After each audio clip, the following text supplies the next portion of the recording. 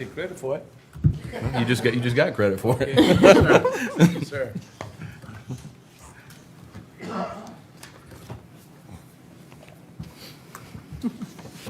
right, good evening, council members. My name is Alex Oziak, Public Works Capital Programs Manager. I'm here this evening to provide you an update concerning our Central Park and Riverland Drive project.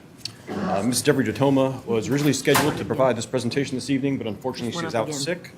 I don't quite have the extensive background she has regarding this project, but I'll certainly do my best to answer any questions you may have following my presentation. First, I just want to start off with some history regarding this project. Back in June of 2021, Council approved several actions related to this project. First, they approved a revised purpose and need for the Central Park and Riverland Drive project to improve the safety at the intersection for all modes of transportation while minimizing impacts to adjacent properties and grand trees. Second was authorizing staff to proceed with the installation of crosswalks and flashing beacons at the intersection, along with a dedicated right turn lane on Central Park Road. Council also authorized staff to proceed with the construction of a sidewalk path along Riverland Drive from Woodland Shores intersection, connecting with the planned shared use path construction as part of the Camp Road Riverland Drive project, which terminates in front of the Low Country Senior Center. And last but not least, Council also authorized staff to evaluate reducing the speed limit on Riverland Drive from its posted speed limit of 35 miles an hour between Maybank Highway and Camp Road. And revising the purpose and need, requesting the installation of crosswalks, the flashing beacons, and right turn lane, staff has proceeded with the following design concepts outlined here. One would be a dedicated right turn lane from Central Park onto Riverland Drive, the painted crosswalks at that intersection, along with rapid rectangular flashing beacons to enhance pedestrian safety, construction of an 8 to 10 foot shared use path along Riverland Drive between Woodland Shores and the Low Country Senior Center, and limiting grand trees to the extent possible. This slide here kind of shows those proposed concepts at that intersection with Central Park and Riverland Drive. As you can see, some of the trees there along Central Park Road marked with the X are identified for removal as part of the turn lane expansion. And those two trees on Riverland Drive are slated for removal to help improve the intersection sight distance. This slide here shows the proposed typical section with the 10 foot travel lanes and the variable width shared use path. Project length is approximately 1.1 miles in total. And here we've got a rendering of the crosswalks and rapid rectangular flashing beacons at the Central Park and Riverland intersection. And as mentioned earlier, part of Council's directive was to provide connectivity to other planned bicycle and pedestrian improvement projects. Highlighted on this map in yellow is the Woodland Shore Sidewalk project. This was recently advertised for bids. Construction of that project is anticipated to start in June. The Camp Road Riverland Drive Sidewalk project, which has recently reached substantial completion milestone, is highlighted in blue, and the upcoming Folly Road Complete Streets project is highlighted in yellow. The Central Park Riverland project, highlighted here in pink, would be a vital missing piece to provide that connectivity between Maybank Highway and George Griffith Boulevard. At the June 8th meeting, Council had also suggested lowering the speed limit on Riverland from 35 to 25 miles per hour. Staff had coordinated with the SCDOT to perform a speed study along Riverland Drive, which took place that July. While the study showed that approximately 80% of vehicles were exceeding the speed limit, the 85th percentile speed was only slightly above the posted speed limit at about 41 miles per hour. Given that, DOT was against lowering the speed limit and felt that the current posted speed was appropriate. Just for some background, the 85th percentile speed, that's typically used in traffic engineering studies to denote the posted speed limit. It's the speed at which 85% of the traffic is traveling at or below that speed. So although they did not propose the speed limit reduction, they did install some additional signage along Riverland, such as advanced curve warning signs, school crossing signs, and offset intersection advisory signage. Wrapping up on the project history, I just want to provide you with the timeline of the project progress since that June 2021 council action. Survey letters were sent out to property owners back in March of 2022, and additional survey efforts were completed that June. Staff and our consultant engineer have been moving forward in the design process and received SCDOT approval for our right-of-way plans back in October of last year. Our U.S. Army Corps of Engineers permit was submitted in December of last year, and right-of-way letters were sent out in January to impacted property owners, informing them of upcoming property appraisals. Those appraisals were started conducting in February. Moving on to kind of the current status of the project. Here in March, we just recently obtained our U.S. Army Corps of Engineers permit. Appraisals have been received from our consultant or under review by staff, and we're currently working to address comments from the county's site plan review and intend to submit those comment responses at the end of April. Our current estimated cost of the project is a little over $5.4 million, with almost $1 million spent to date on preliminary engineering efforts. Construction and inspection costs are estimated about $3.6 million, with right-of-way costs estimated at $477,000. Now, that number does include about $241,000 of right-of-way expenses currently attributed to county park and recs property and city property impacts. We do intend to kind of seek property donations from those entities, which should help lower project costs. Next, I want to talk about some of the right-of-way impacts and challenges we've been facing on this project. This map here might be a little difficult to see, but what it does is it shows the proposed right-of-way acquisition areas highlighted in blue, starting at the Woodland Shores intersection over to your left, moving down Riverland Road and terminating at the Low Country Senior Center off to the right. We've got a total of 19 parcels that will be impacted by the project. Individual acquisition areas on those properties vary from anywhere to just under 100 square feet to almost 6,000 square feet, which is just a little bit over an eighth of an acre. The largest impact is actually to our county park and recs property at 26,000 square feet, or about 0.6 acres. Now, while appraisals on all the properties have been completed, they not yet been reviewed, and no landowners have been presented with any kind of formal purchase offers just yet. Now, these next two slides are going to show some of the challenges we've been facing on the project and the reason we're having to go impact private property and acquire additional right-of-way. As you can see here in the picture, the existing 4-foot sidewalk is very close to the edge of the road and right up against the edge of a grand oak tree. In order to provide the minimum 8-foot wide shared use path width that is required by the DOT, we're having to actually bifurcate the shared use path around this tree, kind of forking around it, keeping that existing sidewalk, 4-foot sidewalk in front, adding a new additional 4-foot sidewalk that would wrap behind the tree. In this particular instance, that would add about 10 foot to the additional right-of-way encroaching onto the private property. And this picture represents a similar challenge we're facing along Riverland Drive, where no sidewalk currently exists. As you can see, there's limited space between the roadway and existing grand oak trees. In order to limit impacts to those trees, we're having to route that proposed 8-foot shared use path behind this section of trees. This provides an encroachment of almost anywhere between 20 to 25 feet onto private property in this instance. Moving forward, some of our next steps in the project include addressing those site plan review comments and seeking final approval from the planning in May. Staff anticipates holding a public hearing and seeking approval from council for the protected tree removal in June and acquiring our county stormwater approval and permit in July. Currently, the right-of-way acquisition process is anticipated to continue through September of this year, with advertisement of the project slated to occur towards the end of the year. And with that concludes my update, and I'm happy to answer any questions you may have. Sir, any questions for the gentleman? Mr. Pryor. Yes, sir. So on Woodland Shores Drive, you're only going to put 6-foot sidewalks, but on Riverland Drive, you're going to 10-foot. What is the difference? Why 6 on Woodland and 10 on Riverland? Based on the county council directive was to provide accommodations for all means of travel, so we looked at both bicycle and pedestrian accommodations along Riverland Drive. But I'm talking about Woodland, so you're not going to do the same thing? Shouldn't it be the same bike, pedestrian use pass on Woodland as it is on Riverland? Because if we're going to do 6-foot on one and 10 on the other, it seems unfair because the folks on Woodland should get the same bike youth pass and the same safety issues as well as the people on Riverland. To my knowledge, I'm not familiar with the Woodland Shores project, intimately familiar with that, but my knowledge is that there were quite a bit of additional grand tree impacts that would be impacted with the project if we try to do the full 8 to 10 foot wide shared use path, and we actually, in conjunction with landowners, shrunk the width of that pathway quite a bit. So, and I was over at Riverland that last Thursday, I think Mr. Darby and I was over there. And the way they had those stakes is actually going right into these folks' front yard. And, you know, and from what I can understand, I think Ms. Honeycutt told me and Mr. Darby that they only would need, I guess, 2 feet versus the full.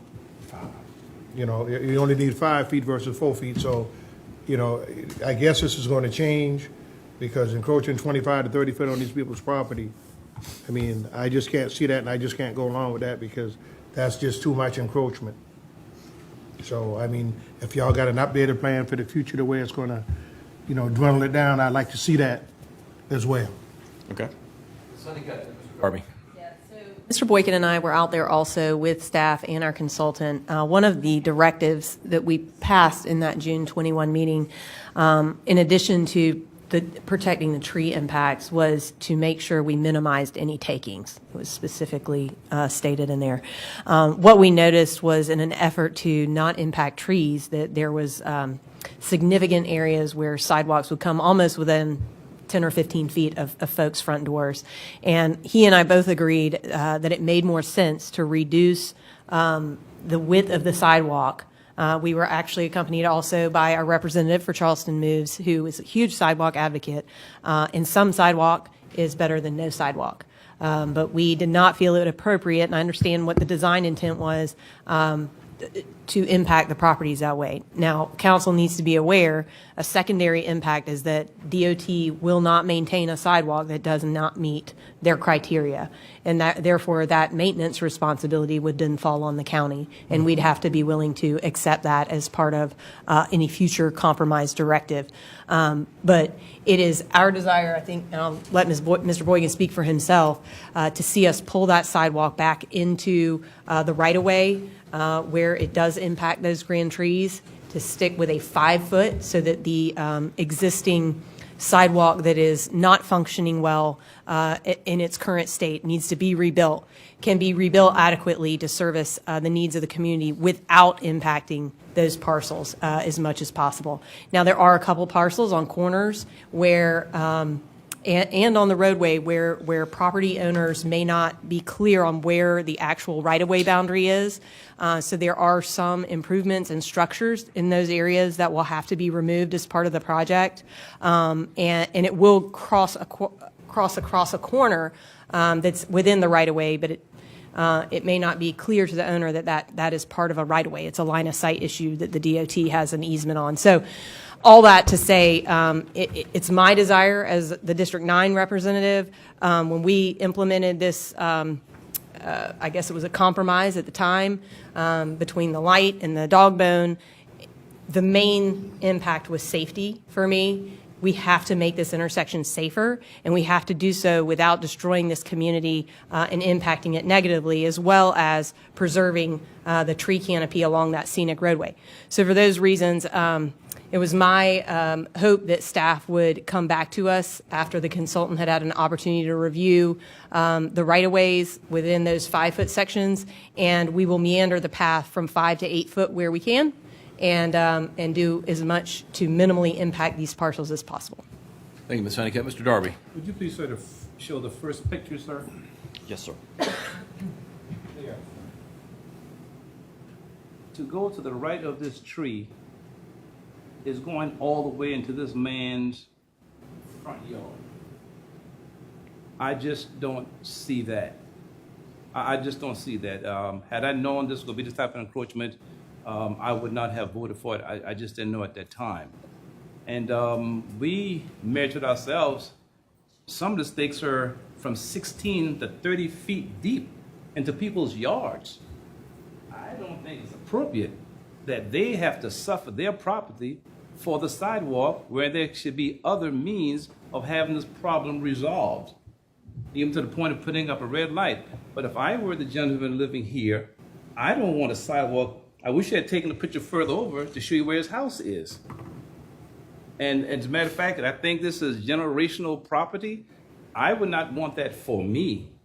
So unless, we come with another means to have this resolved, I would not support this, and I'm going to ask members not to support this. And about a block further down, it's actually 30 feet. It's almost taking halfway of someone's front yard. I just don't see that. So there has to be some type of compromise of sorts. Is this Mr. Bowles or? Yes, I mean, the gentleman property right there. I would not be in favor of that. Mr. Boykin. I completely concur with Ms. Honeycutt. And I think maybe for a point of clarity, we should get a rendering of how the sidewalk will exist in its 5-foot configuration in other areas where there's room to go to 8 feet, so that these property owners can see the potential impact of their individual pieces of property. And I think that would give council a better clarity on just what the impact is. Is that something we could ask of staff? Yes, certainly. We have taken a preliminary look at where we could potentially cut back the shared use path width to the 5-foot sidewalk. As shown by this picture here, that also poses somewhat of an issue with encroachment either closer to the roadway or impacts to the tree. I know 5-foot sidewalk is this SCDOT standard for new sidewalk. However, listening to the meeting and some public comments from last week, it seemed most people were concerned with the upkeep of the existing sidewalk. We might be able to propose a solution where the existing 4-foot sidewalk stays in place, re-prepare the deteriorated sections, and provide the 8-foot to 10-foot shared use path where current right-of-way allows. Well, I agree with Mr. Darby on that and Ms. Honeycutt that, where we can fit the 8 feet and it's not going to encroach on people's livability in their houses and everything, that's great. And obviously on the county park property, we've got room for that. So maybe those are the areas, like you said, but if we could get a rendering just so that these folks that are here tonight, and anybody that lives along that road will have a clear understanding of what we are proposing. Those stakes can give the wrong impression. They may mean something to a surveyor. It may not be what they're actually taking. So I think it'd be great if they could actually see their lot and see how the sidewalk would go through their yard, if that would be possible. Certainly, we can work on developing All right, that. thank you. One last point. I agree with Mr. Darby, but when you was going to Buford, they had acceleration lanes where they couldn't go from 2 to 4. So maybe with these sidewalks, you can stay with the 4-foot sidewalks where it's at right now. And then once you get past this, if you got enough right of way to do the 8-foot, that would probably work a whole lot better. But destroying the property going into the yard, while we were over there, it just didn't seem like a great fit. And then these folks were concerned about the ditches that's already being overran when it rains, that's not draining properly. And so if you were to go that far into the property with the elevation of the sidewalk, it's going to dump more rain into these ditches, and there's no way for it to run off other than into the ditches. So we must be mindful of that as well, too, when we're doing these sidewalks, because it's going to be a little higher than the road plane. And so I guess it's going to be shifted to the drainage side. So we got to make sure we unclog those drainage, or make sure we got enough drainage for this water to go through without being stopped up, because this lady showed me a picture in her yard after the rain, and it was days afterwards, and they had to have on boosters to get into the house.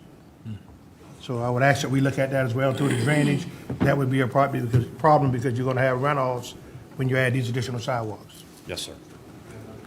Darby. Yes, sir. Why one cannot go to the left toward the road as opposed to going to the yard?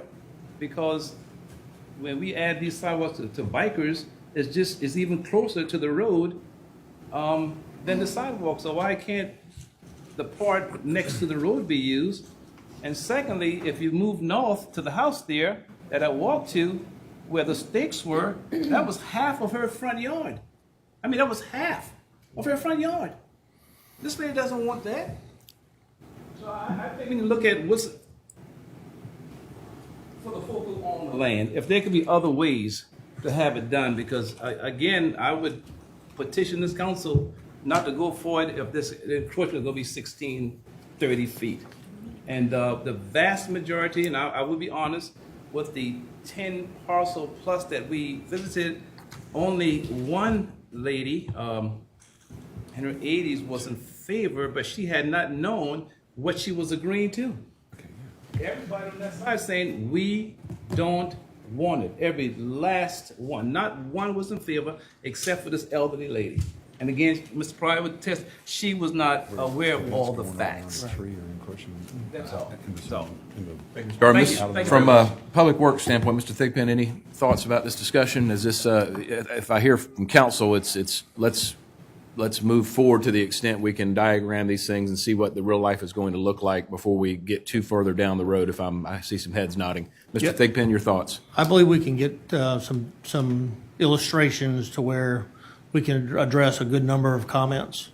Some of the things that we are challenged with is if we start addressing drainage like Mr. Pryor asked, then if you're trying to address drainage and I'll just take that little section right there in particular, you have to rip up the sidewalk to put in some pipes kind of thing.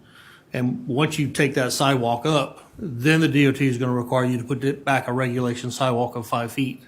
And to Mr. Darby's concern, if you move the sidewalk closer to the road, the DOT has a mandatory offset that you have to use to maintain that people are safe in case somebody slides off the edge of the road if they're driving, and so we don't put pedestrians at risk. So there's a number of things that we have to abide by, but there's also a number of things that we can use. There are some exemptions to the 5-foot rule that we can look at. It's the 5 foot basically is established so that 2 people in a wheelchair can pass each other from that ADA guidelines. And so some of those things we can look at, and some of the things do have our hands tied behind us, our backs on. But we'll do a darn good job of putting together something for council to look at and get that in front of y'all to get your feedback before we go to the residents to show it to them. Mr. Boykin. I think maybe a motion might be appropriate that I would move to direct staff to utilize existing 4-foot sidewalks where they're serviceable or need minor repair to maintain their functionality, and then utilize 5-foot sidewalks elsewhere where there's room for them along the roadway, and that, to make all efforts not to encroach outside of the DOT right-of-way into yards unless there's simply no other way to navigate a tree or other obstacle. And I don't know if is a motion okay during the presentation, Ms. Salisbury? Okay. I don't think, I was just going to ask Ms. Ham, or one of them, that very question. So I think, in my opinion, I think we've given staff enough direction to bring us back something that would hit all of our concerns. Okay. my last question is, what are other options other than what we have just discussed? Because I've been taught there are always options. Is the red light an option here? So I'm just saying, what are the other options that needs to be looked at and discussed as well? Mr. Ask staff, what if they can bring back to us what the options would be. Mr. Darby, if I'm not mistaken, Steve, correct me, if there were a red light there, there would have to be 17 grand trees that come down? There were a good number of grand trees, and when we were looking at the options before, when we looked at the dog bone and the red light, the number of grand trees that were going to be impacted wasn't acceptable to council at that time, because you end up having to, the DOT, if you put the red light in, the DOT is going to make you put in a more substantial right turn lane, and they're going to make you widen Riverland Drive to put in a left turn lane if you're coming from Maybach Highway to turn on to Central Park. So the number of trees impacted by that alternative wasn't a great option at that point, at that time either. Okay, I saw about 3 or 4 trees that you only showing, sir, and you were saying 17? I do have some of those graphics from previous public hearings with me, if you'd like me to show them, about the traffic signal and dog bone. Well, the dog bone is eliminated, so that if you were to do the dog bone, of course you would have to tear down more trees. But without the dog bone, I think it was only one house that was sitting on the right of way with those 2 trees that would have to be torn down because it was built, the city allowed to build in the right of way to make that right turn lane. Mr. Warman. I'm getting some deja vu here from when I first came on. I think the direction to staff, and I'm not trying to cut off the discussion, but I think the direction to staff to kind of get everyone refreshed on this is necessary. It's sounding like, and this is consistent with my memory, that frankly, the place ain't safe now. And if you want to make it safe, you're either going to have to cut out some trees or take some people's property. We might just have to make a tough decision. So, you know, I think getting some actual visualization, some numbers. I know we probably have been provided some of that before, but refreshing everybody on that sounds like a good thing to do. And if we have to make those decisions, I think we can do that. So. Mrs. Honeycutt. Mr. Oziak has those images. I would like to put them up to help refresh folks right now, because we have already had this debate, and the item before us that we had moved for in June of 21 was the compromise. And so we can rehash whether a dog bone roundabout or a stoplight is the better, more safer alternatives, whatever. The bottom line is, at that time, the stoplight was far more impactful as far as grand trees went, because we had to create a line of sight leading from both Riverland Drive intersections and the Central Park intersections. So we basically had to clear out all of the trees. And so, Wasn't trying to and cut off so discussion. we also looked at the dog bone, because the concept was we were going to preserve all of the trees, but that did impact Mr. Blake's parcel more significantly, and it was determined that that was not appropriate either. And so we came up with this, which does enhance safety. It does not improve mobility. It is not going to improve the speed of traffic through this intersection. No, the idea would actually be reduce that speed, because this is a neighborhood, and we want to make sure a community, and we want to make sure that pedestrians, cyclists, people that are driving all can move safely through this intersection. We also have a school. We have Murray Lassane sitting at this intersection. So there are a lot of reasons we need to improve this intersection, but neither the dog bone nor the light were appropriate to council at the time. Any other questions for staff? If you look at Mr. this- Oziak has the, Sorry, go ahead. Sorry. So I will present, I've got two alternatives that we had back from our original public hearing. That was back in 2019. These were the two most, actually, it was pretty an even split between public comments on which preferred alternative the citizens preferred. First one here is the signalized intersection concept. Impact approximately 3/4 of an acre of property right there, mainly right there on the corner of Central Park and Riverland. We had 10 grand tree impacts associated with just this intersection improvement and traffic signal. Most of that was trying to split Central Park to try to preserve some grand trees along a created median there, and also having the DOT required a dedicated left turn lane onto Central Park, as well as a right turn lane. It did show some improved levels of service, level of service B. Here's also kind of a conceptual rendering of what those improvements there would look like, with kind of the splitting travel ways for Central Park. The other highly voted option was alternative 3, which was the elongated roundabout, or what we kind of refer to as the dog bone roundabout. This had much greater right-of-way impacts, especially to that corner parcel of over 2 acres. Somewhat less limited grand tree impacts, with only about 3 of those, which would be grand oak trees. And it did provide somewhat less level of service than the actually signalized intersection. And then have a rendering of that roundabout there. My understanding was from prior council action that due to the impacts to both grand trees and properties, that was when council made the motion to kind of pursue other means and reduced impacts for the project. Last question, sir. Mr. Darby. What data is used which proposes the need for greater safety needs? So we look at, the frequency of accidents Yes, sir. and the amount of traffic on the roadway. Okay, you've had a great number of accidents there? In looking at the data that was provided for like about the past 5 years, I think I counted, I don't know how many times, probably about a dozen or more accidents, 8, which resulted in injuries, but no fatalities over the last 4 years. We're talking car accidents? Car accidents, Now, yes, what sir. about pedestrians? I mean, are there pedestrians being hurt using these present sidewalks, which dictates that they need to be wider?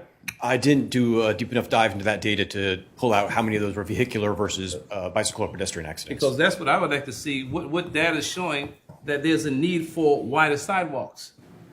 I mean, how many fatalities in terms of people walking? I mean, if there's none, then why the need for an expressed widening of the sidewalk? I know this is a popular crossing for students trying to walk to the Montessori school. That's enough, sir. Good. That's enough, kids. Thank you.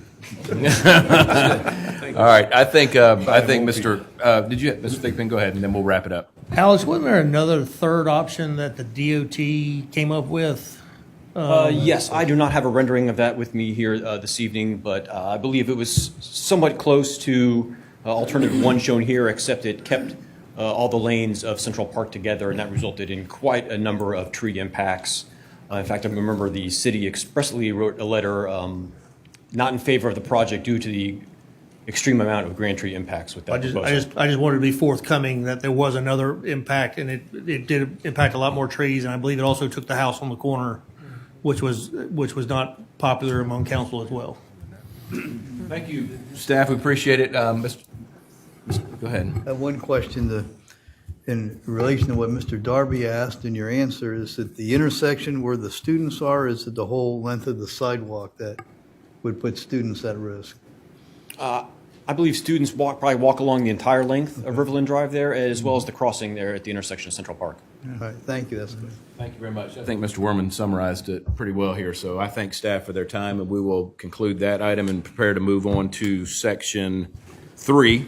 I'm going to recommend, like the Planning Commission, that we take each of these elements individually. That seemed to work.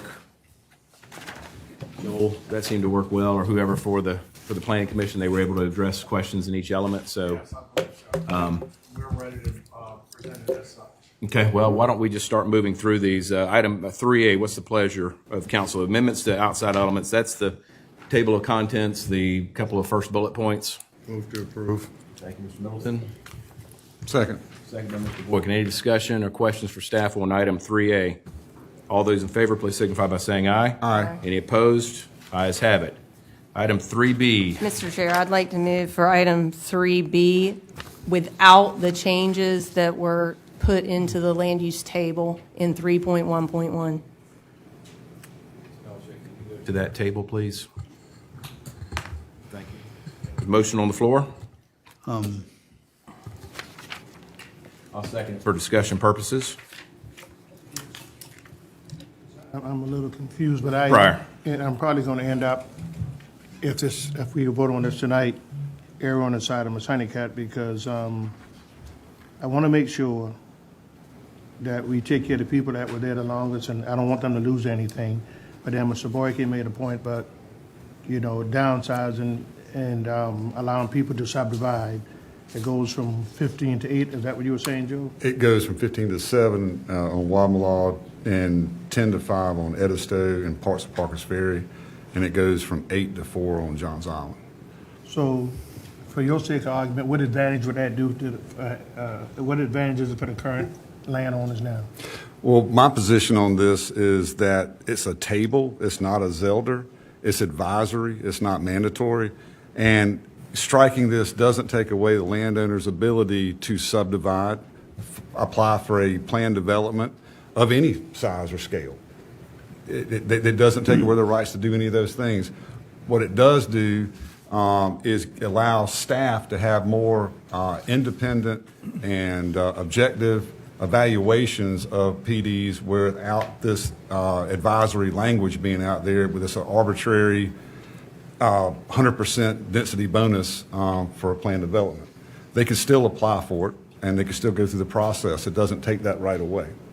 So to me, it's contrary to the comp plan, contrary to the urban growth boundary, contrary to the whole agricultural preservation district, the reason it was there. And it's just, it would double density in an area that doesn't need it. And it is what's left of rural Charleston County. The other thing I would add to that is there are roughly 1,033 AGR parcels, all of which, for as much as I can tell, are in District 8 and District 2. And I would contend that most of our settlement communities that are out there are going to bound most of these larger properties at AG 15, AG 8, and AG 10 where they exist. And right now, the by right zoning of AG 8, 10, and 15, those properties affect as a buffer for those communities. And so one of the issues with these settlement communities is encroachment. You have neighborhoods coming right in on top of them. So that's another motivation to me of saying that this would be a good thing to strike and remove and keep the ag district ag, or keep it low density outside the urban growth boundary. And it just seems like it's counterintuitive that this table allows for this. Ms. Honeycutt, I would like you to explain your side. Ms. Honeycutt? Yes, sir. So I'd like to take everybody back on a little history lesson. In 1998, when we began the process, when I was a senior in high school, of adopting a comp plan for the county, unofficial boards were created throughout the county to look at areas like Wamala, like Edisto, like Allendale, and determine what was best for those rural communities. And in that process, those rural communities gave up significant amounts of developability because they agreed and understood that they wanted to remain rural. They wanted that rural character to exist in perpetuity. However, at the same time, giving up those future development rights meant they gave up significant value of their property. So I don't know how many on this council own 15 acres of land. I don't. 15 acres is a lot. I don't know how many on this council own 7 acres of contiguous land. I don't. 7 acres is a lot. We're talking about, in specifically Ag Pres, this 15 down to 7, meaning that someone would have to go through a plan development process and meet all of the criteria of the Planning Commission to achieve that density, which there are a lot of criteria they would have to meet. It is not a by right use. It is not by right that they can come in and just get that, what is being characterized as a density bonus. But it was not a density bonus. It's what these people gave up during the negotiations in the 1998, 99, 2000, and then ultimately 2002 when the plan was adopted and they went to AG 15. And so what we are doing by eliminating what they negotiated for is their ability to come and ask for a PD that would be within our comp plan. And so I would ask members of council, if it's just the comp plan, it's not the Zelder, why does it matter? Why are we making this change? The reason we're making this change is very clear. And I am not going to fault anybody on this council who ran on preserving rural space. But we have to understand that this decision is the first step in encroaching on the rights that people bargained for 22 years ago. And we can't bind a future council. However, we can uphold the decisions that were made years ago and negotiated by people who gave up their rights, not in exchange for anything. They weren't paid to give up those rights like people are now when they put their land in conservation. These people gave up those rights in exchange for these very negotiated densities that they can achieve only through the plan development process. And for those reasons, I do not think this table should be changed. I think we should honor the negotiations of the past. This does nothing to increase people's rights on land, their ability to develop outside the urban growth boundary. This is what's been the law since we adopted the comp plan. This table was in the comp plan when we first adopted it, and therefore it should remain as it is. Mr. Pryor still has the floor. He was asking for their 2 opinions. Hang on, Mr. Kaprowski. Mr. Pryor has the floor. Ms. Honeycutt, thank you, and thank you, Mr. Boykin. My next question is, our staff didn't request this, and the owners didn't request this, so where did this come from? Did the planning commission just out of the blue said, this is what we want, are we gonna make the change? So, I mean, if staff didn't recommend it, and the landowners didn't come, I'm a little skeptical on why are we changing this anyway? Can you speak to that? Yes, sir. Yep. At the December 11th meeting, when the Planning Commission considered their final recommendation, it was brought up at that time as a motion and was voted on 8-1, I believe was the vote. Last meeting, right? The Yes, final sir. approval. Okay. Yeah, so Mr. Pryor still has the floor. that's just my, questions and opinion.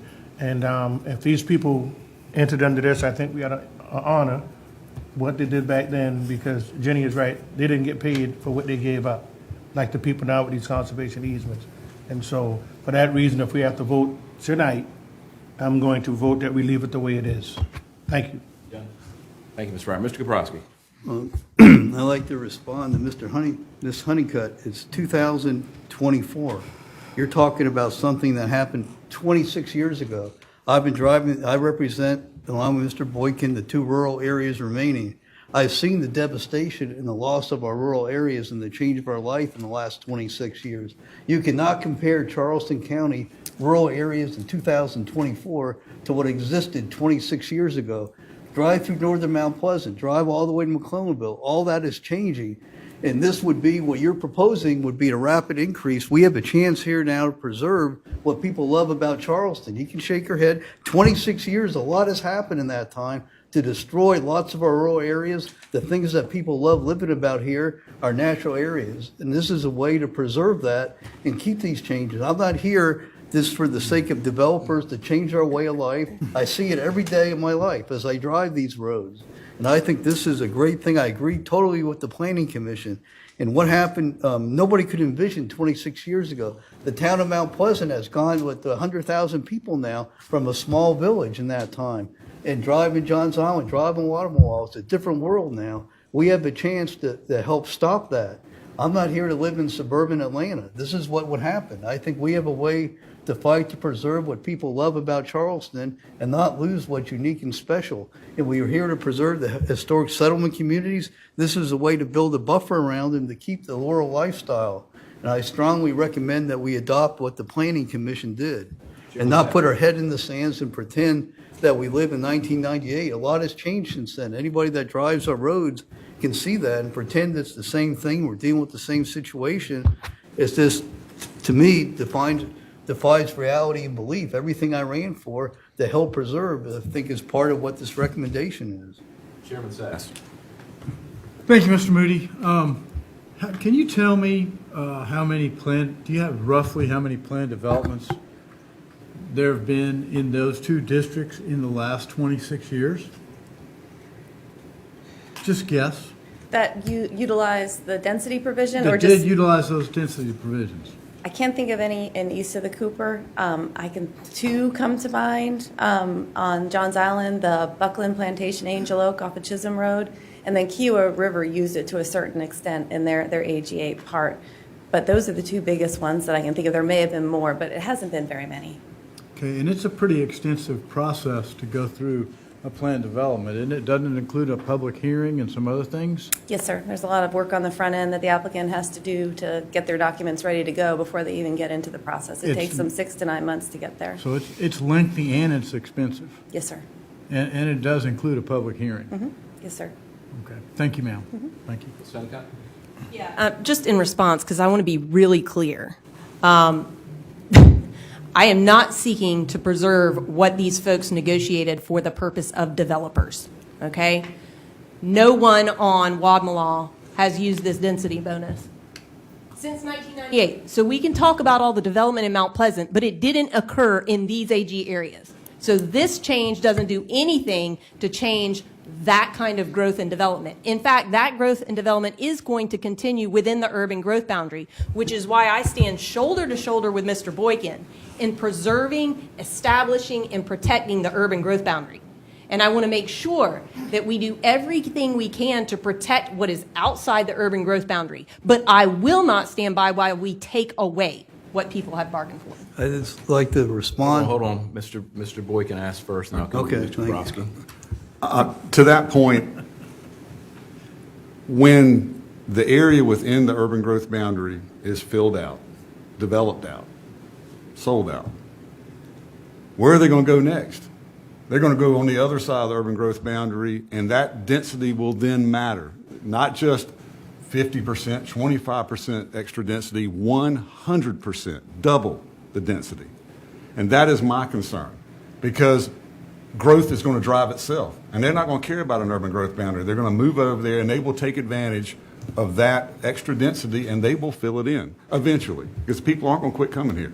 So my love of the Low Country, my love of all that makes Charleston County what it is, you know, with our green spaces, natural areas, farmlands, forest lands, they're going to get eroded away over time, because folks aren't going to quit coming here. And so this is, maybe I'm looking a little far down the road, but it is just down the road. Thank you. I would just say that Mr. Boykin very eloquently said, and better than I could have said it, he said exactly what I wanted to say, so thank you, Joe. And this is, we're preserving, if we do this, we're preserving what happens next. This is what we love about living here, to preserve the East Cooper, especially where I am, and this is exactly what happened with the 10-mile community. Once they built up again, Park West, Dunes West, and Carolina Park, that's the next frontier. So Joe's exactly right. Once they build up in the urban growth boundary, this is the next frontier. This is why I'm here, to try to prevent happening to the rest of Charleston County what's already happened. That's what this fight is. We do this today, 5 or 10 years from now, we recreate what happened in northern Mount Pleasant, we'll stretch out more into our rural areas. Now's the time to draw the line to prevent that from further eroding what rural areas we have remaining. Now's the time to do that. We do what you want, and that down the road, those areas will no longer exist. That's what's going to happen next. That's what's at stake here, and we'll be held accountable by future generations. Mrs. Honeycutt, then we're going to call the question. Understood. I just want to make clear, 7 acres is not what you see in Park West and Dunes West. One house on 7 acres is rural. This is not changing the character of rural areas to something that's urban. This is not in any way going to impact the buffer of settlement communities.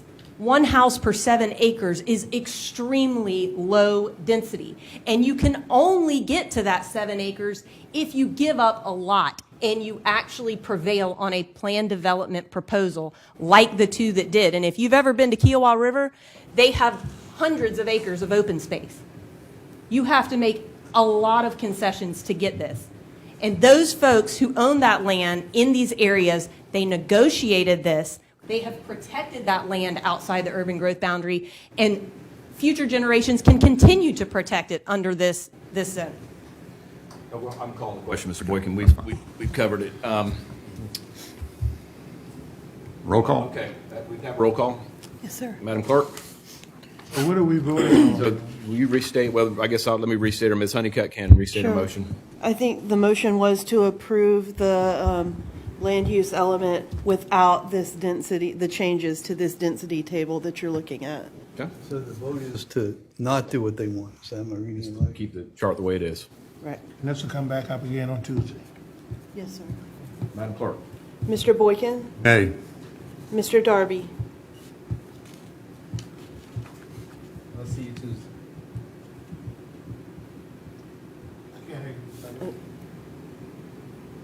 I'll see you Tuesday, sir. You abstaining? Yes, sir. Ms. Honeycutt? Aye. Mr. Kabrowski? No. Mr. Middleton? Aye. Mr. Moody? Aye. Mr. Pryor? Aye. Mr. Werman? Nay. Mr. Sass? Aye. Motion passes with 5 ayes, 3 nays, and 1 abstention. Yes, sir. Question for the attorney, and, pardon, so council can change this anytime they want to, correct? This is not set in stone, so if council wants to come back 5 years from now, 2 years from now, and change this, whatever council's here has the right to do that, correct? That's correct. It's a part of an ordinance, so Right. you'd have to go through the The process with regards process, to but changing the that's ordinance. now, so this is not set in stone. It may be for, how long ever the council decides, but if a new council comes in and wants to change it, they have every bit of the right to change it, so just so council members know. Thank you.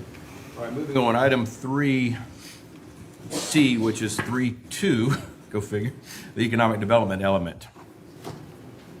Chairman, I would approve with the exception of some language. Is this the language that we add about the judicious use of our incentives? I would like- This would be, but go ahead and make your motion, and we'll go ahead, please do. All right, I would like to make a motion to approve as amended with an additional sentence that indicates that there would be a judicious use of our incentives to incentivize development in particular areas of the county that need it. Is there a discussion? Second that. Mr. Kabrowski, would you like to have discussion? I would. This, the part where it says that support multi-county industrial parks, tax increment financing districts, and other things. These are the things I vote against giving tax incentives to businesses that aren't here yet. And I would ask that we give, as I always say, the same consideration to people that live here in terms of what we're about to do to the historic settlement communities. That's why I would oppose this. Any other comments?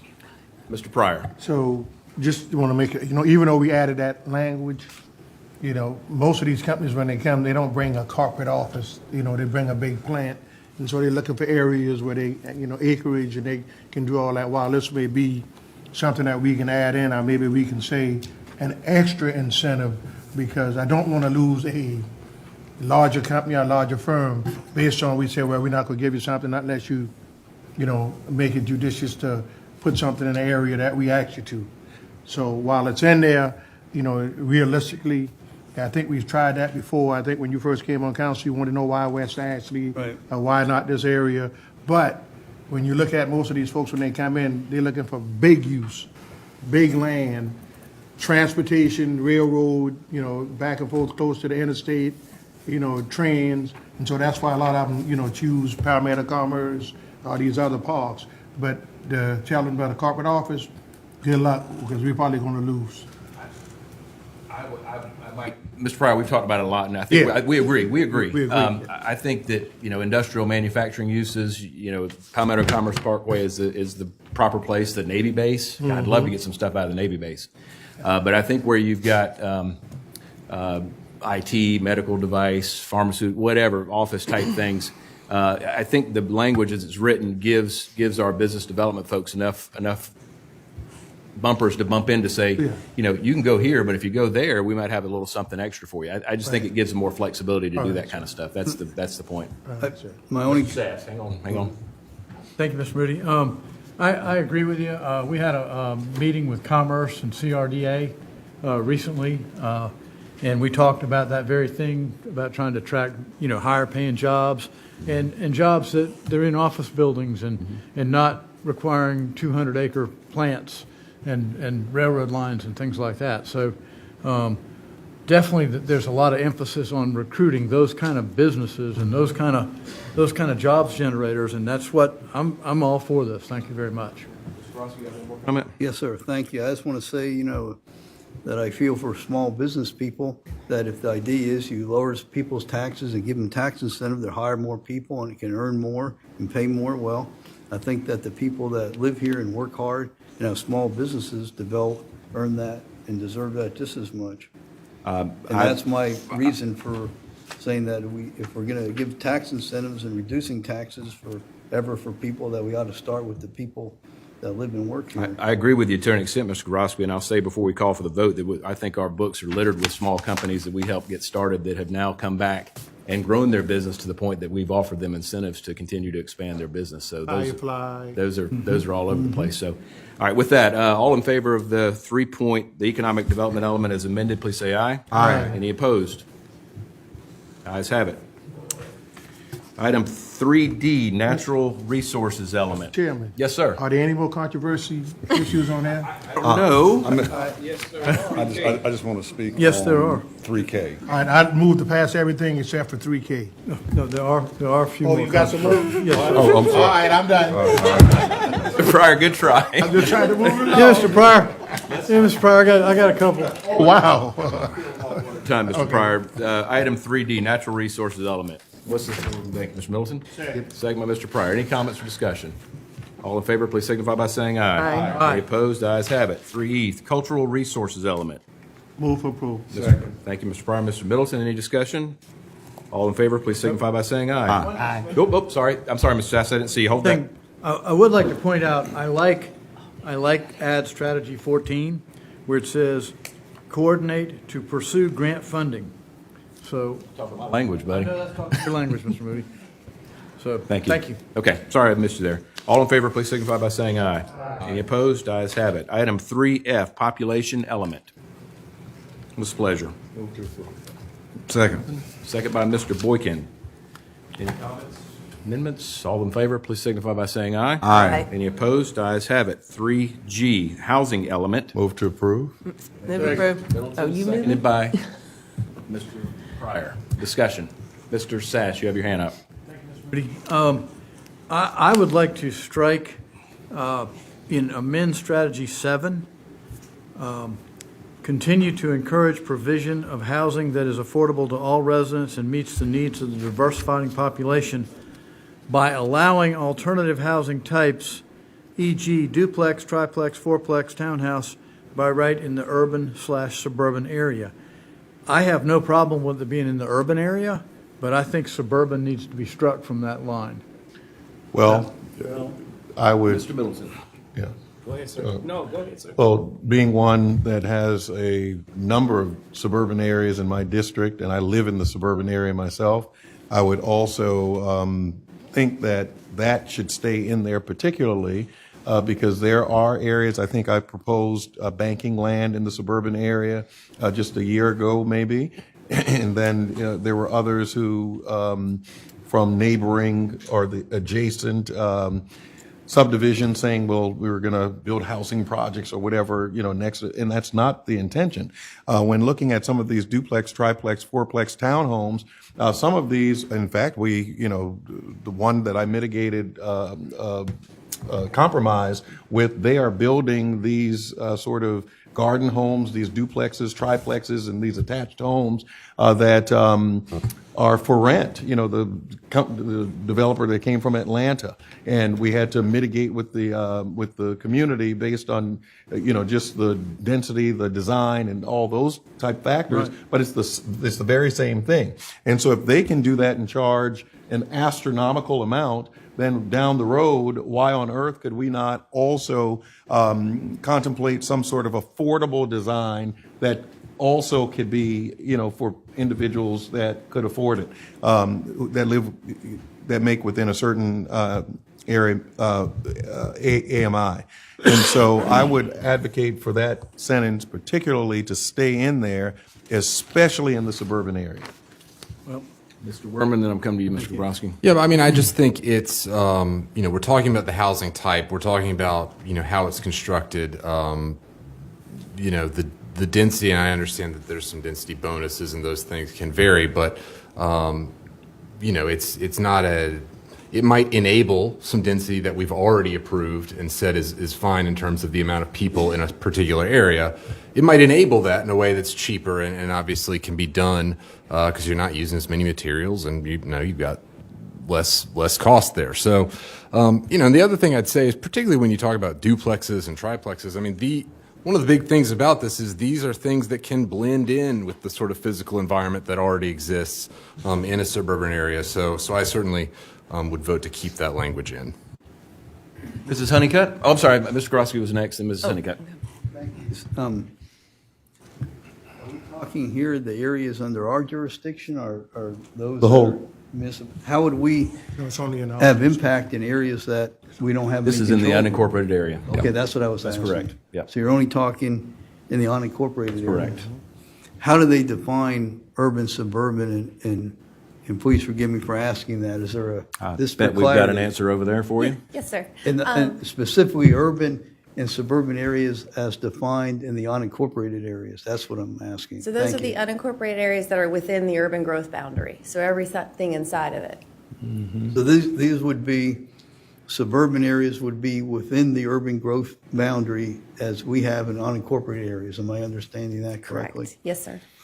But aren't we then also, my only question there is that we're about to ask for a half-cent sales tax for roads for congestion. Wouldn't we be adding to the congestion and the need for a counter doing if we're increasing our population density that much by doing this in areas where there's horrible traffic congestion already? Mr. Grosky, I think that's more of a political question. I'm going to go to Ms. Is it? Honeycutt. Okay. To me, it's a fiscal and a, Honeycutt. I also share Mr. Kabrowski's question about urban suburban. Within the urban growth boundary, is there a designation between what's urban and what's suburban? There's not, it's all just called the urban suburban area. It's all one area. Okay. So to the extent, Mr. Sass, you're trying to just strike suburban, there isn't a difference between urban and suburban. I empathize with the issue here, though, because there are neighborhoods within James Island that are suburban that if you were to tear down the existing single-family dwelling in that neighborhood that may be on a quarter-acre lot and put up a fourplex, the neighbors would go bananas. But it's not an HOA. It is governed by the county. And so I'm not sure how we begin to redevelop areas, but I can see this being a huge potential fight because obviously, and again, I'm not just here for the developers to the extent that's the narrative, it would be a boon for developers to be able to pick off, especially those that have, these huge funds, that hedge funds that come and buy up properties and just tear down a single family and put 4, tear down a single family, put 4, tear down, and just go throughout neighborhoods where the rundown properties then entitle them by right to build a multifamily structure. I mean, is there something within our zoning ordinance that would prohibit that? Yep, so the density wouldn't allow it. The density is not changing based on this. It would just allow someone, if they had the acreage and could meet the density, to do a duplex where a single-family home was there, then they could do that. But in cases where it's already developed, they would have to buy several lots, combine them, in order to be able to get that density. Okay, I understand. Yes, sir, Mr. Grosky. One more question. Do we not allow it now? It says that the strategy says by allowing, to me, maybe it's the Lord, that implies that we don't allow it now. They are allowed by special exception approval in the R4 zoning district, which is most of the residential area in the urban suburban area. So you have to go to the Board of Zoning Appeals and have a public hearing. This would allow them by right without having to go through that public process. So by doing this, we're changing the current status of having to go through the planning commission? You wouldn't actually change anything by doing this because this is the comprehensive plan. If this were approved, it would then have to come back through the process to amend the zoning and land development regulations ordinance to allow these types of uses by right. So it would have to go to planning commission for a recommendation and then back to county council for determination. Please forgive me then, again, but by saying by allowing, again, I'm confused. It's not allowed now. Why else would we say by allowing? Otherwise, it wouldn't be a change. Because it's what would need to happen in the comprehensive plan to set up the implementation through the zoning and land development regulations ordinance. So doing this wouldn't change how things are today regarding these types of uses. It's the first step. Yes, there you go. It's the first step. Yes, ma'am. Thank you. Mr. Sass. I do have one more question. And I agree, okay, I didn't realize that everything within the urban growth boundary is urban and suburban. To me, urban is like downtown around Hampton Park. You've got great mixtures of everything, but you have a lot of walkability. You walk to restaurants. Same thing in the Old Village. Same thing downtown Charleston, and some West Ashley areas that are like that. But then you have suburban areas, and I disagree, Reverend Middleton. Certainly, they can build neighborhoods with duplexes and quads, and they do that now. They build neighborhoods like that, which I have no problem with. My problem is if they go into an established residential subdivision that people are living in, and these homes belong to residents. That's their biggest asset that they own, most of them, and so all of a sudden, the lot next door gets a triplex on it or a quadruplex. And that affects your property value. That hurts people. That hurt just like that house in off Wapu Road with the alcohol thing being put in a neighborhood. Those I'm sorry, I just don't think those things should happen in a homogeneous neighborhood. I'm fine for whoever wants to live in the neighborhood. I just don't think that it's fair to come into a neighborhood and change the landscape of it. If it's already that way, that's fine. But I'm going to have to vote against this, this one if that word's. Any other comments before I make comments and calls? Is there a motion and second? Yes. Seconded. Reverend Middleton made the motion. Mr. Pryor seconded it. So, Mr. Moody? Mr. Pryor, hang on. Okay. I'm going to move this along to Tuesday, but if there's any language we can put in between now and Tuesday to make sure this doesn't happen, because this reminds me of Wallace Road, West Ashley, where we actually stopped the development from putting in duplexes or triplexes in that area. And so I would not want that in my neighborhood, to be honest. If somebody sells their property next door and, the developer comes to knock it down, and now I got 3 people living next to me versus 1, no way to park. So if it's some language we can put in, Ms. Ham, maybe you can get with Joel and them between now and Tuesday, I would like that because I don't want it to be going in these, and historically it happens in the African American communities because they're the less, undeserved, most affected. Mr. Pryor, I was going to just mention that. I'm sorry. You know, we every year Wallace Lane comes up for the newer council members. It was a parcel. It was in my district. Now it's in Councilman Middleton's district, but it's on Highway 61, but it's in the unincorporated area. And a developer came in and wanted to do a PD and change and put some townhouses in. If this were the code, if this made it to ZLDR and was changed, that developer would have been able to put those townhouses on Wallace Road by right. Those neighbors filled this room up and went nuts over that, and we turned it down, and we sent it home. So I wouldn't support this because I wouldn't support it in the ZLDR. One more comment. So, Ms. Ham and Joe, so if we take out suburban area and just use urban, and then, you know, it says, you know, in order for them to get suburban, they'd have to come before council or something like that, can we add that language in? No distinction. There is no distinction. Suburban area. Yeah, it's all the same. Well, based on that conversation, I would be willing to strike the entire line. Okay. Do you second? So hold on. So Reverend Middleton, you made the initial motion. So you're amending your motion to strike that purple line there? That's it. Would you second that? I'll Okay. go with the second. Discussion on the amended motion. Mr. Werman. I think that's a horrible idea. I mean, You want them in your neighborhood? yeah, well, first of all, yes. But second of all, you know, I mean, the fact of the matter is we're not talking about more people.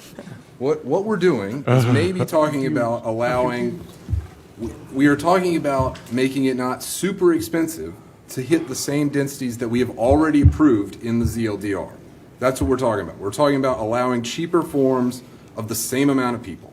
So, you know, I was on the wrong side of Wallace Lane. I'll be on the wrong side of this one maybe, but the fact of the matter is, the losing side, I should say, maybe not the wrong side, but the fact of the matter is, there is going to have to be, and I'm very proud of all the steps we've taken to, you know, basically intervene in the market and support the creation of affordable housing and all this stuff with the trust fund. I think that can be the main focus of the county. We don't have a ton of zoning authority over the areas that you want density in. But the fact of the matter is, there is going to have to be some permission of allowing different types of buildings to be built than are currently allowed to be built if we're going to tackle the affordable housing problem. It's not going to be purely through government action. There's going to have to be some market-driven, and even, you know, I mean, some of these would tie into affordability densities that we have in the ZLDR. So, you know, I just think that we have, maybe I'll make this last point. We have affordability densities in the ZLDR. Has anyone ever been able to hit that? No, the only folks who tried were the Wallace Lane folks, and they went to the Board of Zoning Appeals to allow the alternative housing type and were denied. There we go. I don't know who was first down there. I'm sorry. I Mr. Pryor, then we'll go to Ms. Honeycutt. Here we go again. If we want to come back and revisit this down the road, we can. But right now, I'm going to stick with the motion, Mr.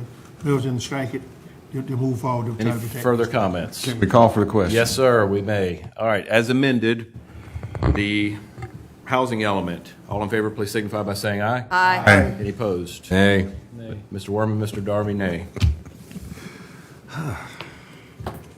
This is hard. I will ask, are there any other discussion topics on the remaining items? Okay, so how about H? Can we do I, J, and L? How about H, I, and J? And L. Wait just a sec. I want to look at each slide. Okay, never mind. Yeah, that's right. You get. I tried. All right, item 3H, the transportation element. Move to approve. Second. All right, Mr. Boykin, who was the second down there? Okay, Mr. Boykin seconded.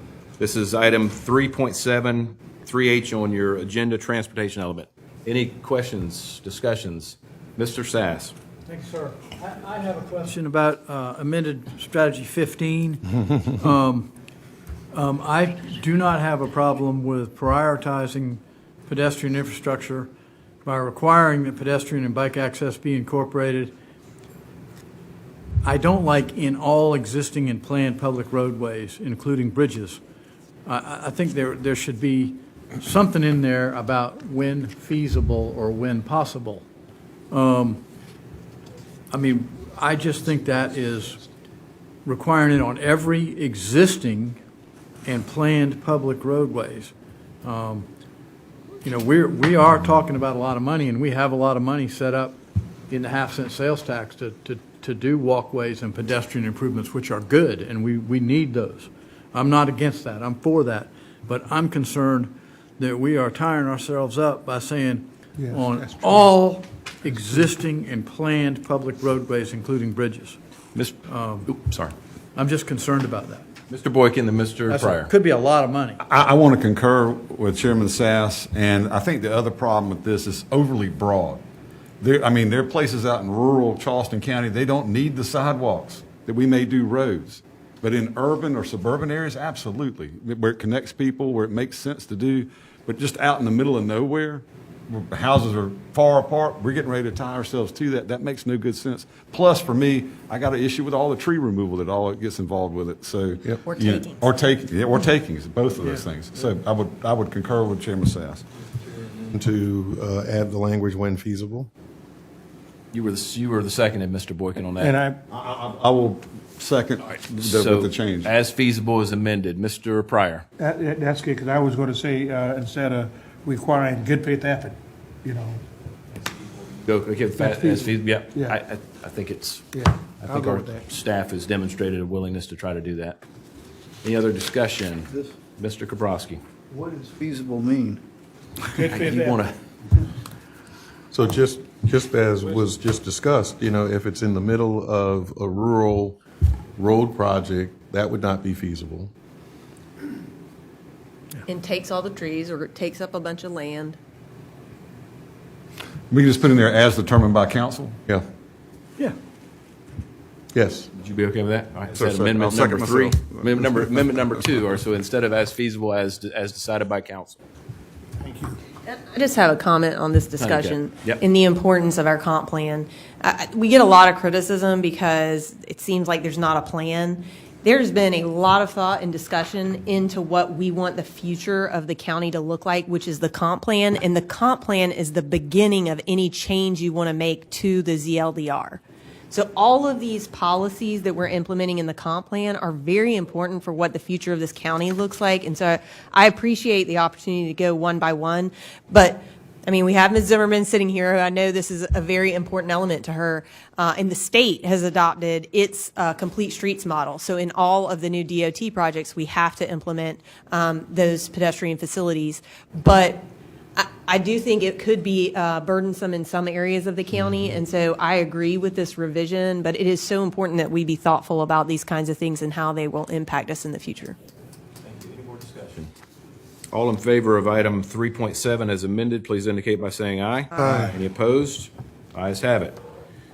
Move to approve 3.8. All right, this is item 3I on the agenda, chapter 3.8, community facilities and elements. Second. Thank you, Mr. Middleton. Mrs. Honeycutt, second. Any discussion? All in favor, please signify by saying aye. Aye. Any opposed? Ayes have it. Move to approve 3J. Okay, 3J is chapter 9, priority investment, implementation, and coordination element. Is there a second? Second, I mean, By Mrs. Honeycutt. Any discussion? All in favor, please signify by saying aye. Aye. Any opposed? Ayes have it. 3K, chapter 3.10, energy and sustainability element. Mr. Boykin. Yes, sir. Mr. Chairman, I would like to move to incorporate the changes to the Planning Commission recommendation for the energy and sustainability element as presented by staff. That was going with the softer language. Okay. Yes. Well, say that again, because Has I'm everybody looking seen the at, Well, but maybe it'd be appropriate to have staff read what they've written in. I'm sorry. I thought everybody had a copy of that. Okay, let's, before we do that, we've got a motion on the floor. Is there a second? second. Second by Ms. Honeycutt. Now, Ms. Middleton, you'd like to hear from staff about what this softening language means, I think. right. Yep. Okay, so for the goal statement, this slide shows the Planning Commission recommended goal statement at the top of the slide. And there's some alternative language for the goal statement shown at the bottom, and that reads, Charleston County will explore and engage in testing and trials for possible alternative energy solutions and implement those where it is fiscally responsible and practical to do so. Can we get an example? Electric power tools, things like that. Our fleet getting some electrified vehicles. But the thing is, we don't want to be first in. We want to be able to test and trial these different changes to see if they are cost-effective and efficient. And then they can be adopted as appropriate. Building modifications, things like that, to save energy, reduce carbon emissions. Statement of these wind alternative energy solutions. I'm not sure I Understand your question, Yeah, Mr. Darby. I can't hear you, Mr. Darby. Can you speak? Because we can't hear you. Is there any truth about engaging in and exploring these wind turbines?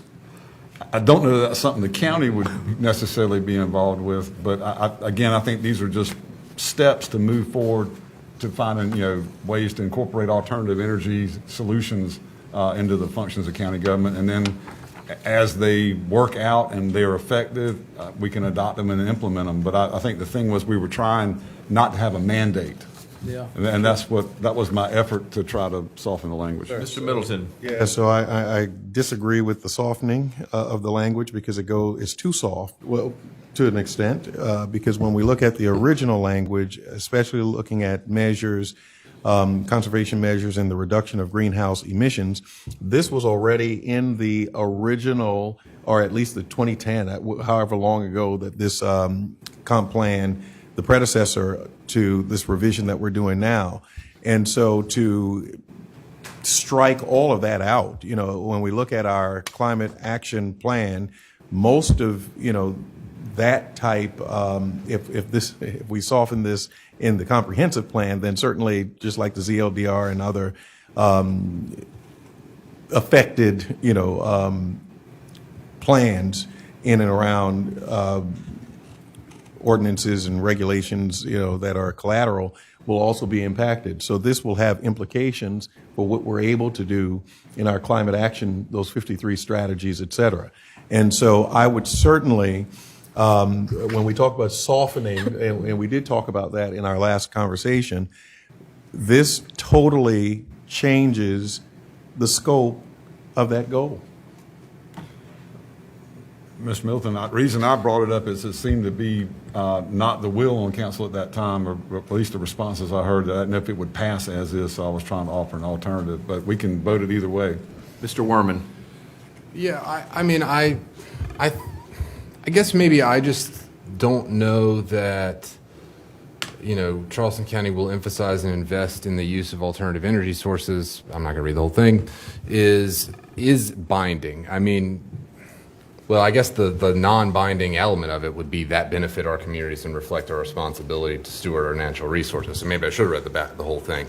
The point is, it sort of begs the question, what are the ones that benefit our communities and reflect our responsibility? If we wanted to add maybe the word effective or something into, in the use of effective alternative energy, maybe that adds to that. But I guess I just don't, I do think to the extent that it emphasizes or puts forward some commitment to actually do it where appropriate rather than just exploring where it's appropriate, I would prefer the original language. I don't have any issue with the concept you're saying that we would only do it where appropriate. I think that sort of goes back a little bit to a similar discussion we had. So I guess, I would want something that does more than just say we'll explore it, but I guess I sort of think that the original language, either as is or maybe with a slight tweak, can put the condition of appropriateness sort of in there. Chairman, is there I kind of got lost in the excellent debate between the different people. Is there a motion to soften it? Was there There's So a that's motion. alternative Mr. goal Boykin's motion, seconded by Mrs. Honeycutt, I believe, was to not have the first bullet point, but accept the second bullet point. Thank you. I just, We're trying to strike that. That's what we're debating. okay, thank you. So I understand, is this meant to be binding or aspirational? In terms of following up on what Mr. Boykin said. Well, I think, I'll let Mr. Boykin answer for himself. I think well, I'll let you answer for yourself what your thoughts are. I've got an opinion that I'll share. Well, I think that what I read in some of the responses is we didn't want to be bound to do something that may not be fiscally responsible or practical to do simply as a mandate. And so I was just trying to offer alternative language that would show that we're trying to move to all these things, and we aspire to it, but we're not going to implement or take on things that we have not decided we're fiscally responsible or practical to do as a duty to our taxpayers and their dollars. So again, I'm Mr. sorry. Milton, go ahead, Yes, and then Mr. so Pryor. again, it would be aspirational, and when we look at, again, nothing is binding anything because we now have, as we did with the Housing Our Future plan, we now have a climate action plan. All of those things come back to council. We vote on them one by one as those actions or those big moves, whatever those, components of that climate action plan entails. And so that's where it becomes binding. This enables the work of the county to be carried forth. And so when looking at the language, when I thought we were talking about softening or, kind of making it a little bit more palatable for other council persons, Charleston County will emphasize and invest. I would then say that Charleston County will explore and engage in the use, and then we keep all the rest of the other stuff the same. And so I don't see where that binds us in a sense that it requires a mandate for us to do anything except through the exploration. We have a climate action plan. We have, through 2050 or whatever, the shelf life of that plan becomes to bring us down to as close to a net zero as possible. The plan supposes all of the actions that need to happen in order to make, and these things are categorical. They're not just one thing. They're over a cross section of areas. And so I think that by gutting this, it also guts that to a large extent. And I think we have to be, as it was previously stated by Ms. Honeycutt, these things factor into the changes that can then be made to ZLDR and other, such, codes and ordinances that we will collaterally have to vote on and revise when this comp plan goes into play. And so it is good for us to have this discussion. It is extremely important for us to pause and make certain that we are not, we hired a consultant. It may have been cart before the horse, but this particular 3.10.3 certainly ties to an entire process that we are expecting some report back to us in April for a vote back in May that will go away if we just explore, engage, testing and trials for possible alternative energy solutions and implement those that are fiscally responsible and practical to do so. Well, even still, under this under this supposed language change or amendment that we are looking at the first bullet, we would still have to determine those fiscally responsible things by this council. So we're not going to just wholesale enable them to actionably execute anything they want on a staff level that would blow up the budget of Charleston County. Mr. Pryor. Thank you, Mr. Chairman. Again, this is just, I say aspirational, but it's a goal. And it could be changed at any time this council sees fit, our future council. This is right now what we're voting on, but Mr. Tootin and his staff are smart enough to know if it's a choice between the electric vehicle and the gas vehicle and the price is astronomical for the electric vehicle, then we're going to stick with what we have. We're not going to go electric just to satisfy people if it's not cost efficient. So, but it would have to come back to us anyway. And I want to caution this council too, when these electric people come out, Carter bought all these buses, but the company that sold it to them is now out of business, all these electric buses. Sitting in the shed. So where do you get them repaired at? So we have to look at some strategic plan. And my vision is let somebody else make the mistake and we build on it. But I don't have a problem with the original language because it's going to come back to us anyway. Okay, but, so Mr. Tootin and his staff does a budget, and I'm sure if, he's got to buy a big truck and it's $30,000 more because of the electric versus just regular fuel, we ain't getting that electric truck. Correct, sir. Yeah, so that's, I'm just being realistic. And so, I don't have a problem with it the way it is, but that earnest would be on staff and Mr. Tootin and his staff, because if you come to me with something that's just because you want to make it a goal and it's going to cost the county and the taxpayers a whole lot more money, that budget is dead in the water with me. I'm going to make a statement, then I'm going to call it. Everybody's had a chance to speak, so I'm going to make a statement Can I and call it. I want to make a proposed I'm change. I'm going to make a comment, and then we're going to vote on the one that's on the floor, and if it falls, we'll do something else. And may I say one last thing? Let me make my comment, Mr. Middleton. We'll vote on what's on the floor.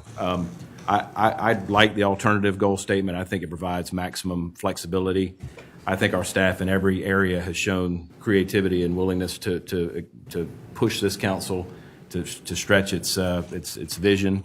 I agree with everything you said too, Mr. Pryor. You know, if we get a battery bus and we got a chance to grab it, let's grab it. But those Carter buses are sitting in the shed somewhere waiting for repairs. And I just feel if we've got language that's in the top, somebody's going to come up with us one day and beat us on the head and say, you got to do this because it's in your comp plan. I like maximum flexibility. Let me call for this question. I would Mr. still like to Middleton? say one more thing. Mr. Middleton, let me call for this question I would first. still like No, to- sir. We're going to I call would this still question. like to say one more thing. This clerk, let's call the question as amended, and then we'll go from there. Yeah, please. Okay. Mr. Boykin? Aye. Mr. Darby? Aye. Mrs. Honeycutt? Aye. Mr. Kabrowski? Aye. Mr. Middleton? Statement that I was going to make prior to, this has been in the comp plan for 14 years, and it has not obligated us to do a thing. And so my vote is nay. Mr. Moody? Aye. Mr. Pryor? No. Mr. Werman? Nay. Mr. Sass? Aye. The motion passes with 6 ayes and 3 nays. Item 3L, Chapter 3.11, Resilience Element. What's the what's moved through? Thank you, sir. Is there a second? Wait, Agenda item 3L, Chapter 3.11. Second by Mr. Boykin. Any discussion? Wait, is this 3.10.1? Sir, this Okay. is right in front of you. 3.11. Moved by Mr. Middleton, seconded by Mr. Boykin. Is there any discussion? All those in favor, please signify by saying aye. Aye. Any opposed? Ayes have it. Mr. Chairman Sass, that wraps up Planning and Public Works, and I'd recommend a short break. I'm taking one whether you have it or not. 3-minute break. Okay. Okay. About a 3-minute break.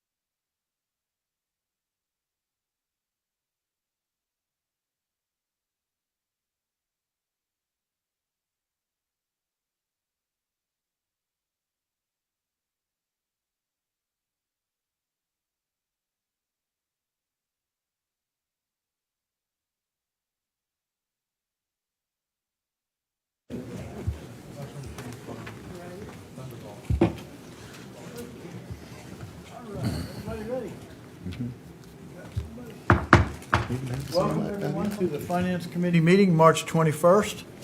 Our first agenda item, approval of minutes. Move to March approve. 7th. Moved by Reverend Middleton, seconded by Mr. Pryor. Any additions, deletions, corrections?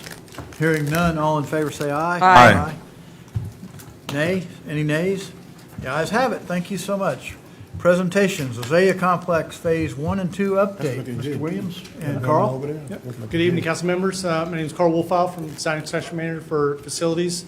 I'm going to talk about the fuel facility, and then John's going to follow up with the Azalea Phase 2. So the progress current to date is we're 75% complete.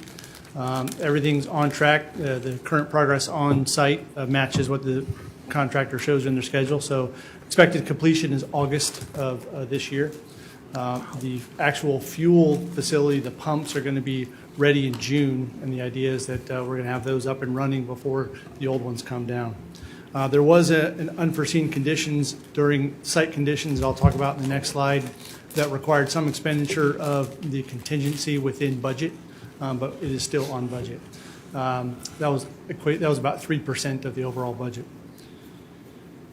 As you can see here on our timeline, started off with demolition of the old juvenile jail. And once that came down, started with site work. That's where we ran into some of our unforeseen site conditions with the soil conditions on site. It drew out our site work duration during the construction, and that's why it appears so long there. But of course, contractor did a good job of prioritizing the fuel systems and getting those started immediately, even though we had a little bit of delay in the site work, making sure that those stayed on schedule and are going to be up and running by when we needed them. And of course, finishing out the work with the buildings and the road work and the paving comes near the end of the project. Again, the goal here is for the fuel system switch to occur this summer, looking at June or July timeframe. After we know that those are up and running and reliable, that's when we'll look to start demolition of the old systems. And then we have pictures overhead of what we're looking at here. And so we've got the ethanol free gas systems on the left there, and then also a propane fueling station. And then from the opposite direction, you can see the gasoline diesel station in the middle, and then the fast fuel system on the right, which allows our tankers. That's Yes, what's sir. roads where? Yes, sir. So the road in the back here, I'll use the pointer in the back right here. That's Headquarters Road. Yep. And then what you see are the fleet shops over Got it. here. And here's Azalea Phase 2 on Thank you. the far corner. Sorry about that. And then, of course, we have the maintenance building here on site as well. What's not shown is the wash bay, which is off camera over here to the left. But as you can see, this is about a week-old picture, so we're coming along. And with that, I'm going to hand it off to John, who's going to go through the Azalea Phase 2. Thank you, Carl. Just a quick overview. So this project brought in Public Works, Facilities Management, and Emergency Management. We have a design build team led by Trident Construction. Leeds Avenue, this is the orientation where you have Leeds Avenue on your left, headquarters on the right. Here you have the main campus of Phase 2, which has the administrative office building, has the facilities, operations and asset management building, as well as the public works operations. And then at the bottom right of the screen, we are redoing the heavy equipment yard. Design is complete. Subcontractors, as they come on board, they're getting their permits, but all main permits are in hand. We're about 80% with the early site work, working on concrete slabs and forming the tilt walls. Those, pretty much every week you go by, you'll see more of a building standing up. It goes pretty quick right now. The project is on schedule. We're hitting all our major milestones, and we are projecting a fourth quarter of 25 completion of the project. We're in budget, and a healthy contingency remains. Contractually, we have February 26th, but we're ahead of schedule per the contract. But we are still focusing on a fourth quarter of 25 completion with staff relocating at that point. Our next major milestone comes in August, where we hope to have all the buildings dried in. So of the approved budget by council, we have contracted 93%. To date, what's remaining is things such as furniture and IT, which we'll come to as the project progresses. Of that 93%, we've paid out 21%, and we've used 6% of the owner's contingency. This is a photograph of the administrative building inside where all the structural steel is going in. So the next few will be a time lapse. So this is June, right after groundbreaking, followed by November. All the old buildings gone, working on all the foundations.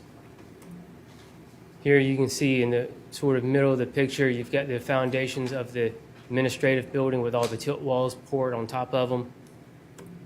And we're in March, so now that building is stood up. This picture was taken last week. You go out there today, the facilities management operations building is pretty much complete now. It goes up that quickly when you do tilt panels. And that is the conclusion of that. Any questions or comments for Carl or myself? Yes, sir. One question. So these buildings are made to stand a Cat 5 hurricane? No, sir. Okay. So the directive we have is a Cat 3 storm for the for the public works and the facilities operation buildings. The main administrative building is an essential facility, so it goes higher up, not quite to a 5, but it would be a 4+. Okay. And that is set up so that it can remain operation and be ready to operate post-storm as well, for especially public works will man their operations out of that building. Did y'all put in fiberglass or steel tanks? That we have backup generator in the building. So I mean, the tanks you put in the ground, is it fiberglass or made out of steel? they're the tanks for fuel gasoline. So those are above ground tanks, right, Carl? Good. Yeah. Good. Above ground tanks. That's even smarter. Good. Yeah. Okay. All right. Mr. Moody? Mentioned a contingency use. Are y'all going to cover that, or can you tell us about what caused us to dip into that so early? So for phase 2, there was some minor tweaks to the design that came up afterwards with some offices, but they were about $15,000. And then the other contingency uses was some additional security cameras that were deemed necessary for security and safety. So nothing, I guess, foundational? No, sir. It was minor tweaks. Okay. Good. Thank you. Yes, sir. Thank you. Any other questions? Just a comment, I normally don't come that way, but I was running late and the traffic was, gridlock on 526, so I got off on Dorchester Road, and when I turned on Leeds, it was, something to behold today. So I think it's a very impressive structure, and I think you all are doing a great job. Wonderful. If anyone wants a tour, let us know. Absolutely. Looks great. Thank you all very much. Absolutely. Thank you all. Item 3, consent agenda. Mr. Chair, Yes, sir. I'd move for 3A through 3G. Second. Moved by Mr. Boykin, seconded by Mr. Pryor. Any question about any of these particular issues? Anyone?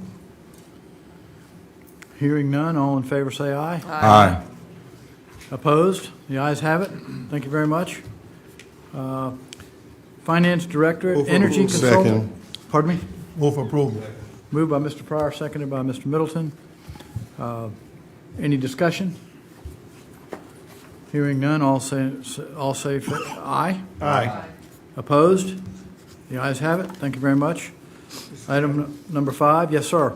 I did talk with staff about this, because I'd asked about this emergency rental assistance program, and so this money that's left over, I was assured that it can't be, used for something else, and it can't open up another rental assistance program. It has to be returned back where it came from, so I have no problem with that after getting the explanation from Ms. Smalls. But I wish it was some way the government would have used it. We could help a lot of people, but we can't. It's over, so I move to approve.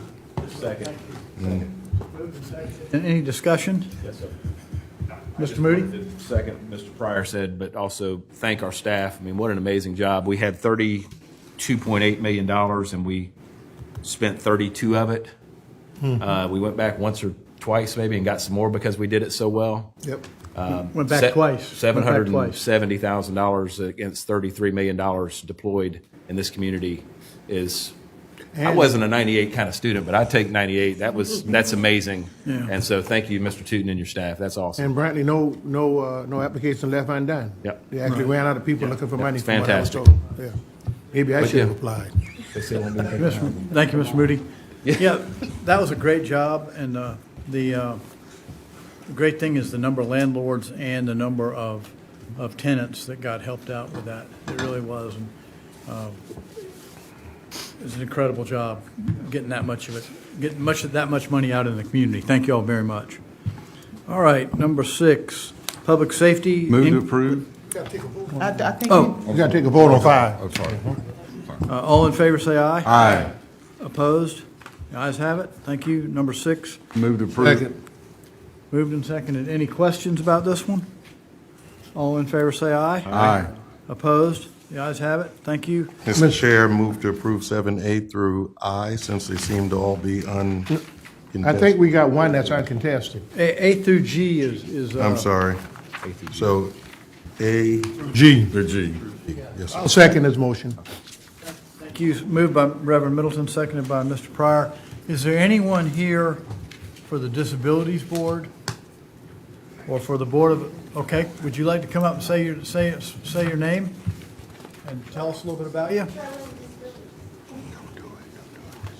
Hi, I'm Cindy Piercy. It's been fascinating to sit and watch you this evening. I am on the nominations list for the Board of Assessment Appeals, and semi-retired, now operating a small business in Mount Pleasant, anxious to serve the community, background in finance and management consulting, and looking forward to it. So thank you. Thank you, Ms. Brown Newton, your name again? Cindy Pierce, sorry. Yeah, Pierce. Cindy Piercy. Yeah. Ms. Piercy, you ought to be very ideally suited for that. And that was a great email. Thank you very much. Fireman's Insurance and Inspection Fund, is there anyone here for that seat? Fireman's Insurance and Inspection Fund, St. John's. Fireman Insurance and Inspection Fund, James Island. Accommodations That was Tax Advisory uncontested. Committee. That was uncontested. And Accommodations Tax Advisory Committee, Hospitality seat. Thank you. There's only one, there are as many seats as appointments we had for these, so these people through 7A through G are appointed, and we'll move forward to our council meeting next week. Next one, 7H, Accommodations Tax Chairman. Advisory. Yes, sir. I'd like to nominate Donna Brown Newton. She's an incumbent. She's been doing a very good job. I'll second. And so I'd like to keep her on. Yes, sir, she's done a good job. Yes, Yes, she sir. has, and I know that's your area. Any further nominations? Are there any speakers or anybody here for this? Asked them if they did. Oh, If they nobody's were. here for that? Mr. Move to close nominations. Second. All righty, well, I think Ms. Newton wins by acclamation. So that's 7A. H, 7I, Resilience and Sustainability Advisory Chairman, I'd Committee. like to nominate Mr. Harris. I'll second that. I'm sorry. Harris. Any further nominations? They should be closed. Okay, it's been moved and seconded, that nominations be closed. Mr. Harris is elected. Thank you, and I guess I'm, Acclamation. by acclamation, thank you. So this ends our committee meetings tonight. We will see you Thank you. Tuesday. Hi, guys. Oh, yeah. You.